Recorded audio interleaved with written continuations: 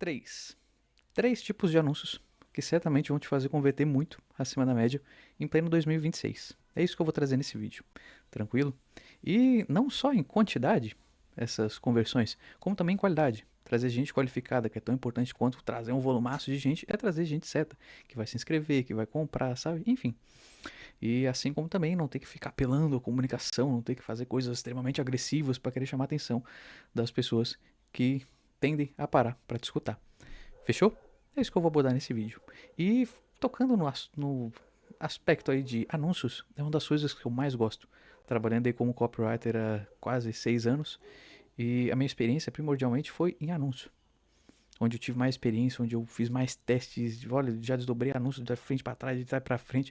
Já participei durante um período ali de pouco mais de um ano, falando só de uma operação, onde se colocava mais de 50 mil por dia, só em tráfego, sabe?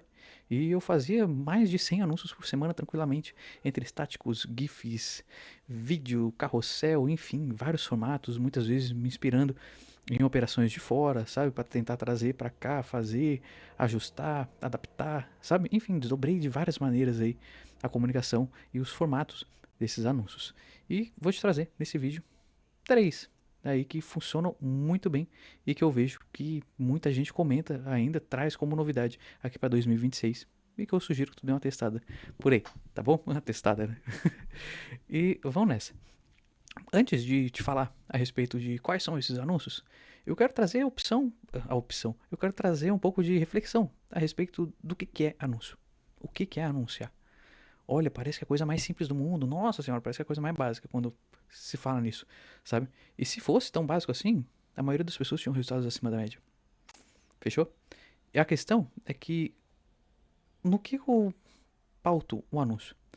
Em três partes primordiais. Sempre, independente do formato. Três partes primordiais. A primeira é a atenção. A segunda é o corpo. O desenvolvimento da atenção, grosseiramente, assim falando. E terceiro é um convite para alguma coisa. Quando? Ah, porque nem sempre eu tenho um CTA, entendeu? E o que eu quero dizer com isso? Tu imagina, eu gosto sempre de estar usando essa analogia. Quando eu tô pensando em anunciar, eu tô expondo um cartãozinho aí de visita, vamos dizer assim, nossa, entrou um negócio no meu olho aí. Eu tô expondo um cartãozinho de visita para as pessoas que estão passando por mim num calçadão, por exemplo. Nossa senhora, eu aqui puxando meu olho para todo que é lado enquanto eu gravo, que beleza.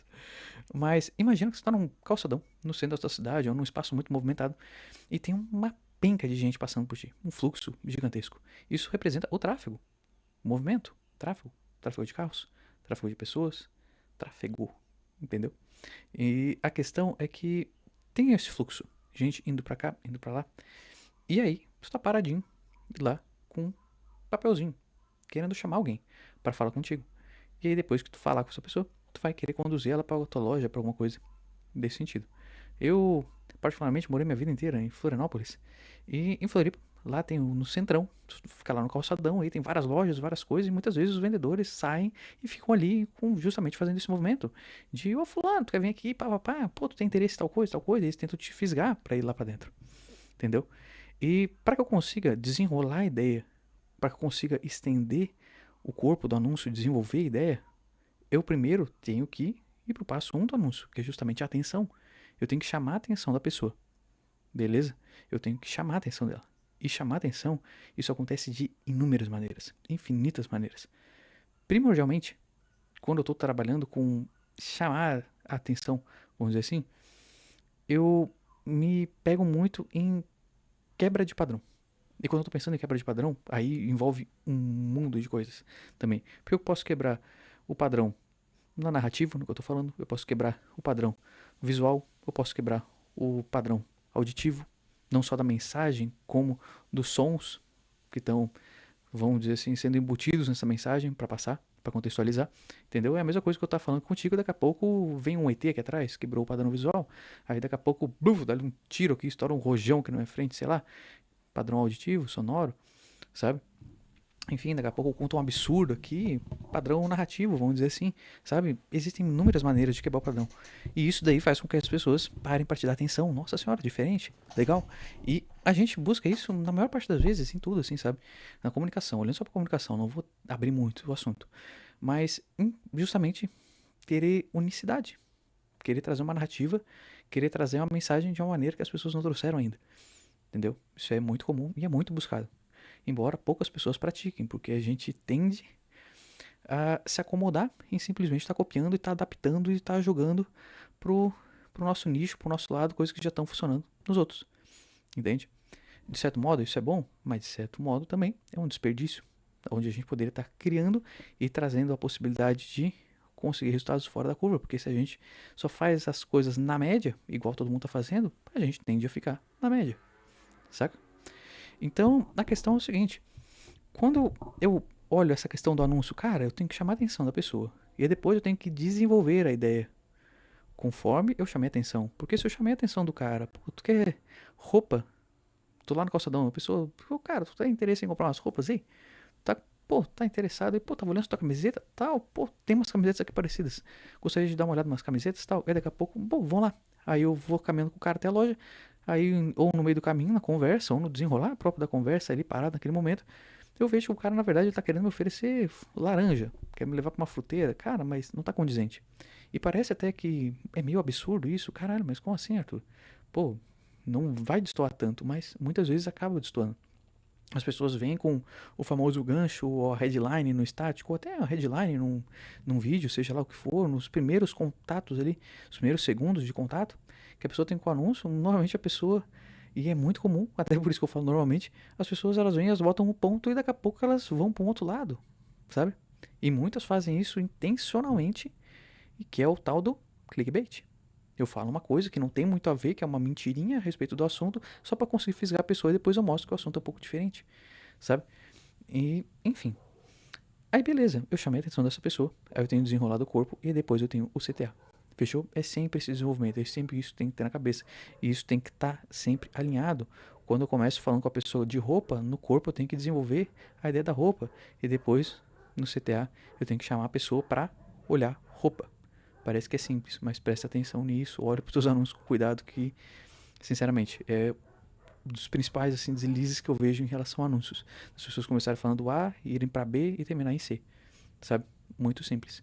E aí depois chega gente que não é qualificado, ou até mesmo só que no A, que é a parte primordial do anúncio, que é a segmentação, as pessoas já, pum, já dão baita de um deslize, aí acabam trazendo gente errada, porque muitas das pessoas, elas acabam nem assistindo, nem lendo o restante do anúncio, sabe? Só se impactam ali com a cara ali do anúncio, vamos dizer assim, com a headline, com os primeiros segundos e já saem clicando. E se tu não cuidar da segmentação, se tu não for muito preciso ali, tu acaba trazendo gente bem errada.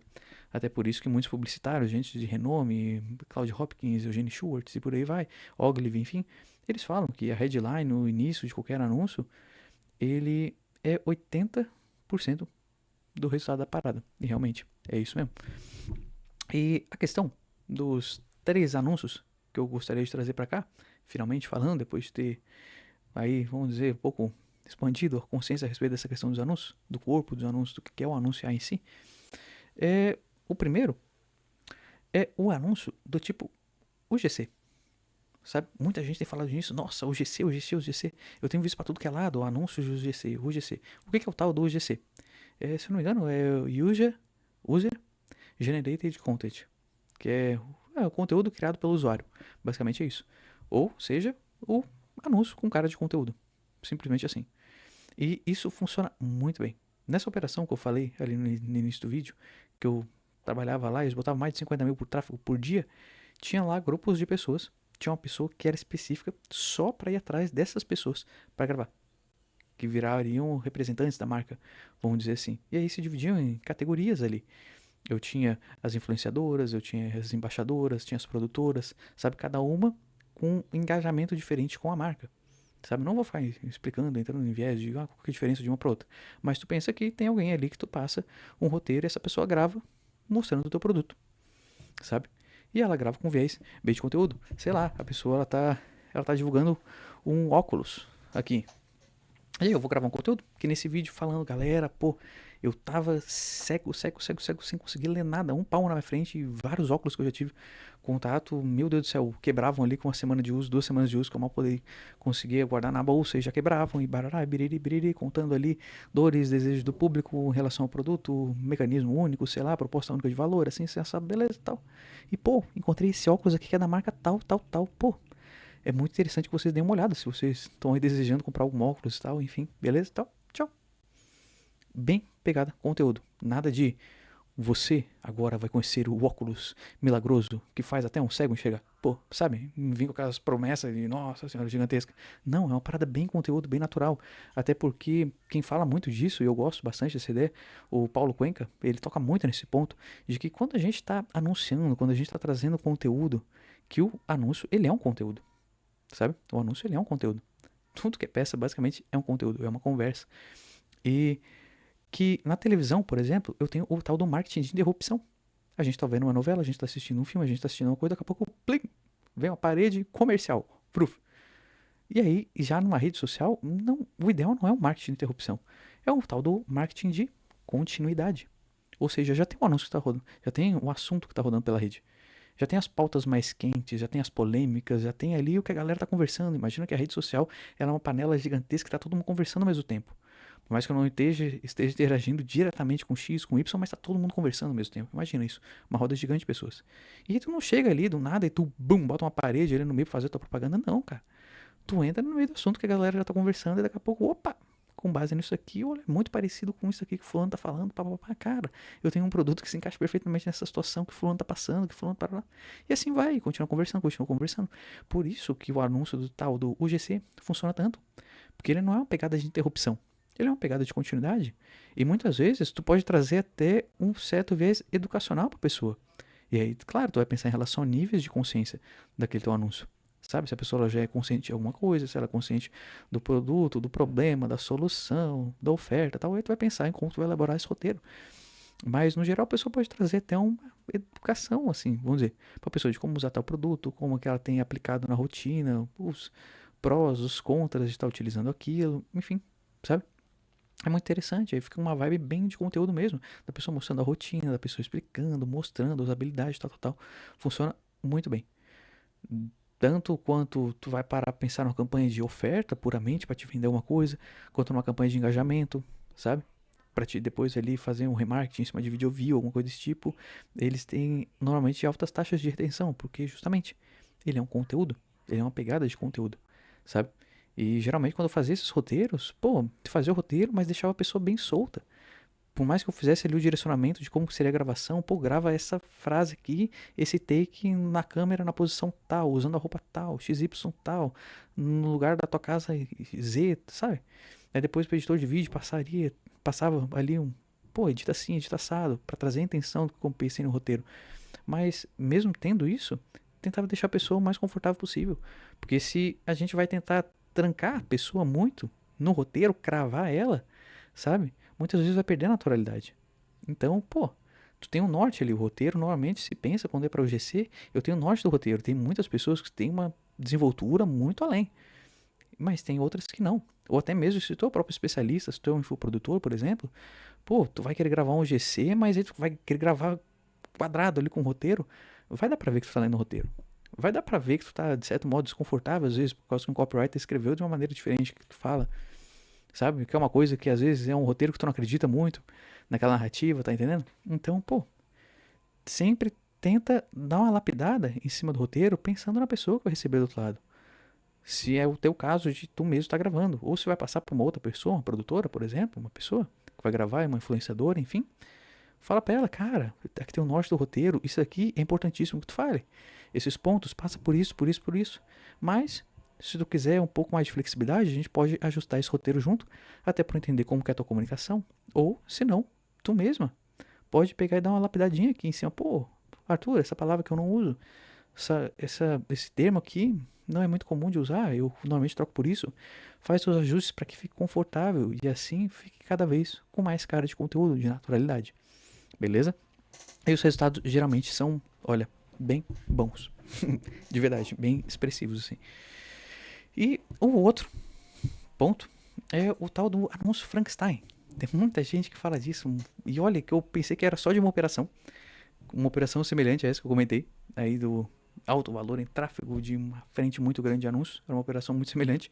E mesmo assim, tanto nessa que eu comentei quanto nessa outra de agora, a galera usava o mesmo termo, Frankenstein. E depois eu passei para outras operações e nas outras operações a galera também costumava usar Frankenstein, Frankenstein, Frankenstein. Então eu não sei se é um termo que a galera já tá habituada. Eu acredito que não, porque com muita gente eu converso, mas enfim, se tu conhecer, talvez. A questão é que anúncios Frankenstein, por quê? Quando eu penso em Frankenstein, o que já me vem à cabeça? São várias pecinhas coladas, ali costuradas, enfim. Eu pego um braço de um, eu pego uma perna de outro, eu pego, sabe?